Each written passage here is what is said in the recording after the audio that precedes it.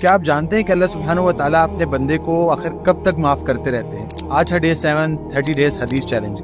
اللہ کے نبی صلی اللہ علیہ وسلم نے ارشاد فرمایا، اللہ اپنے بندے کو اس وقت تک معاف کرتے رہتے ہیں جب تک کہ وہ نزع کے عالم کو نہ پہنچے۔ اب نزع کا وقت کیا ہوتا ہے؟ جب انسان کے جسم سے اس کی جان کو نکالا جا رہا ہوتا ہے، تب تک توبہ کا دروازہ کھلا ہوا ہے۔ میں اور آپ توبہ کریں گے، اللہ تعالیٰ معاف کر دیں گے۔ لیکن غور و فکر کی بات یہ ہے کہ جانے کا وقت کسی کا طے نہیں ہے۔ دادا موجود ہے، پوتا جا رہا ہے، باپ موجود ہے، بیٹا جا رہا ہے۔ تو بہتر اور عقل مند انسان وہ ہے جو دنیا میں رہتے ہوئے اپنی آخرت کو سنوارے، اپنی دنیا کے ساتھ ساتھ اپنے دین کو بھی لے کر چلے، خود بھی دین پر چلیں اور اپنے دوستوں کو بھی ساتھ لے کر چلیں، کیونکہ آپ کے دوست آپ کی ذمہ داری ہے۔